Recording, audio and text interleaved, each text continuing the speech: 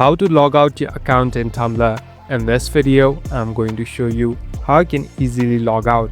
First of all, open the application. Now, here on the right bottom, you can see a profile icon. Simply tap on the profile icon, and here on the right top, tap on Settings. So now we're in this Settings interface.